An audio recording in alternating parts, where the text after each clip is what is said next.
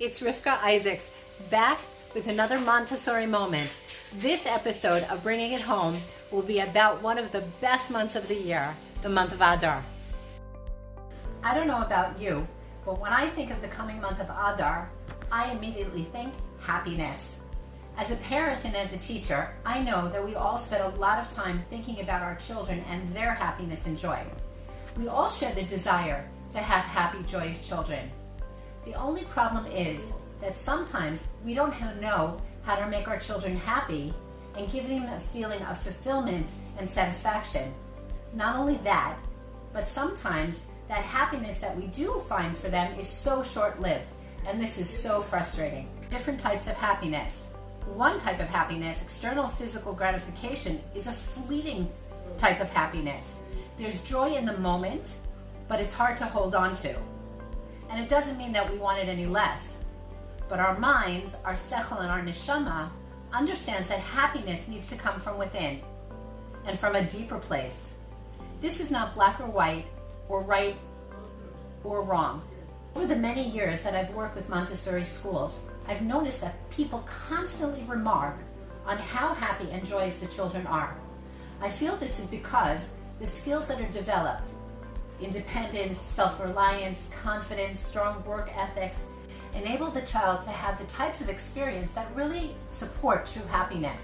The happiness of self-worth and achievement. The happiness that's based on the development of self. Maria Montessori defined a happy child as one who is fulfilling their potential.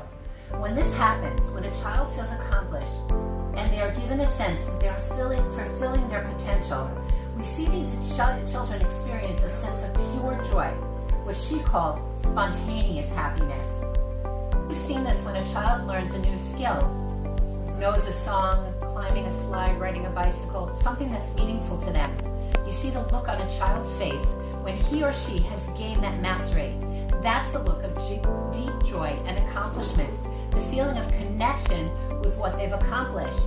That happiness comes from a place of deep emotion. Over Shabbos, I had an epiphany. I was thinking about Thursday night when two of my boys came over to my house. Don't worry, we live within the required 1,000 kilometers of the Seger. They were enjoying a learning session about Megillah and Purim. Both are wonderful and amazing emistic kids, Baruch Hashem, but I have to tell you that they come from different outlooks and different hashkafas. As I was thinking about this, I felt my heart filled with joy and happiness. In that moment, it felt like I had grown up emotionally just a little bit more, grabbing and seeing happiness in front of me. I have been learning to see shades of gray, or in this case, shades of happiness and joy, and to take from them what I can. Following on the theme of Adar and happiness, I want to introduce the 10 ways to increase happiness and joy in your home. Many of these actually have a scientific basis. In our Zoom later tonight, you will see and hear concrete ways to implement these strategies with your children.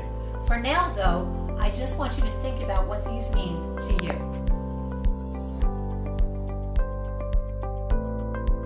Attitude of gratitude. Everyone has something in their lives that they can be grateful for. We each have many, many blessings. From our general health, to that of our families, to the fact that we have a roof over our head, clothing to wear, food to eat, there are endless things that we should be appreciative of. We can make a simple ritual of daily appreciative reflection. Even a few minutes is enough to center in on them and consider them. This allows us to take a few minutes to feel personal gratitude for all that we have been given in life. Words of praise. Of course you praise your children, but so many times I hear our parents say, "You are such a tzaddik, you are so good." It's in a very general way. It makes the child feel good, but I think we can do better. When we comment or praise our children, we should use words that show them exactly what we're seeing and what we appreciate seeing. This gives them a few benefits. You will be better able to feel the joy by getting nachas from seeing the specific act that your child is doing. Not only that, your child will hear specifically what actions your praising is reinforcing. They are more likely to keep doing that action, and you are more likely to see greater nachas. It's a win-win situation.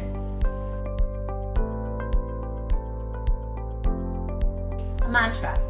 A mantra is a phrase or a series of words that are commonly repeated. By repeating positive phrases and concepts to ourselves, we will become to believe them and own them. Yes, it's a bit like brainwashing ourselves. We can do it both in a positive and negative way. So we don't want to do the negative ones, those we want to throw out. I have a great story. I have a granddaughter that's 2 years old. And when she doesn't want to do something, she goes, "Osh, osh, en li koach, en li koach." I don't have the strength. It's kind of funny, but it's also kind of sad.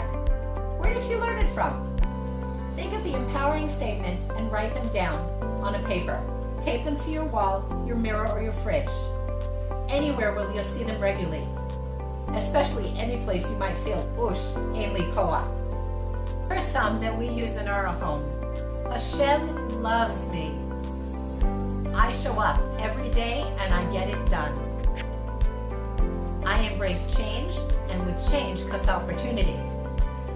I love myself, my family as they are. Progress, not perfection. Of course, we don't use all of these at the same time. We take one, we hang it up, and we say it over and over and over again during our day.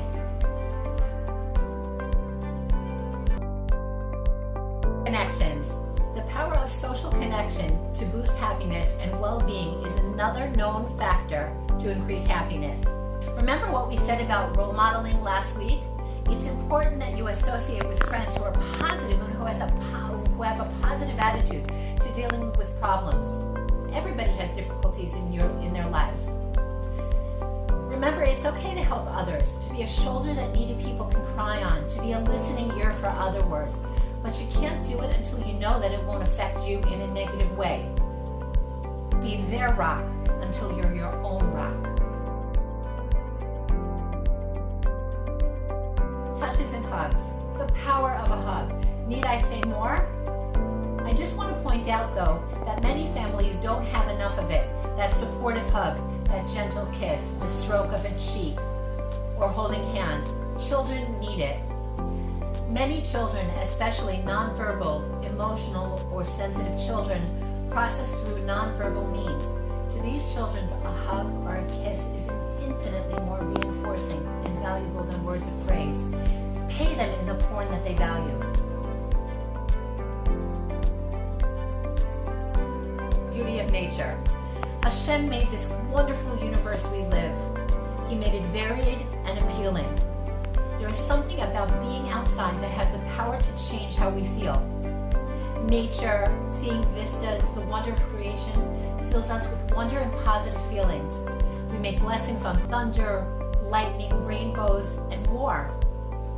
Express this sense of wonder and joy so that you feel it and that your children pick up on it and feel it too. Remember that modeling? Remembering that Hashem created such a wonderful world for us will give us a sense of self-worth too. Kindness is contagious. Science has validated that those who are kind to others are happier and more satisfied with their lives. When you're kind to others, your brain produces feeling good hormones and neurotransmitters like endorphins and serotonin.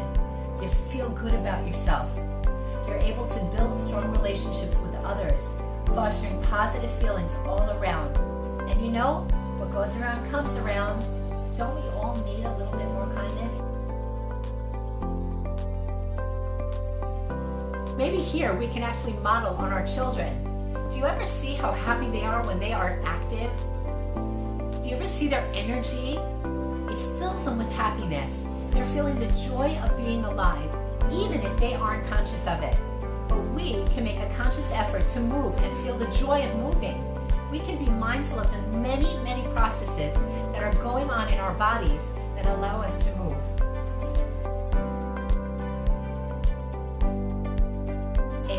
Smile. This is more than just a simple suggestion. It's backed by science. When you smile, you not only trigger smile muscles in others, according to research, you also benefit. Smiling activates the neural brain circuits associated with well-being and happiness.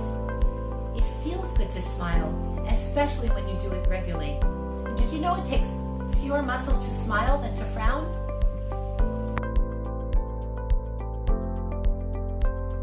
Number 10, mindfulness. I think mindfulness is my favorite. Think about this moment. I'm alive, my family is alive too. Fretting about the past or worrying about the future are both counterproductive and a waste of time if they bring you down. There is a place for them when you're using them to grow or to prepare, but you have to be in a different headspace and have to take a different positive attitude to make that work. Instead, add to your happiness. Change your mindset so you live in the present. Another way of saying this is to be present. When you focus on the now, this moment, you are more aware of your surroundings, your breathing, how you feel, what's going on with your loved ones, family and friends, everything in your immediate environment. You're alive and you're fully aware of it. Being present is a proactive way to increase our happiness, and it's something that anyone can do if they are willing to work their muscles. For joining me today. Don't forget, tonight we're going to have a Zoom meeting for question and answers and for practicality of how to put these into place with your children. Wow, there's a lot there to learn. There's a lot there to work on. I thank you for joining me. I learned so much and reviewed so much just by being able to share it with you.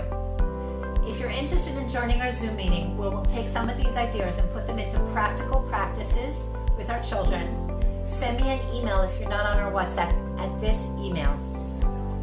If you'd like to learn more about our school or come and visit, we'd love to see you. Please reach out to these numbers. Thanks for joining me. I look forward to seeing you next week. Bye.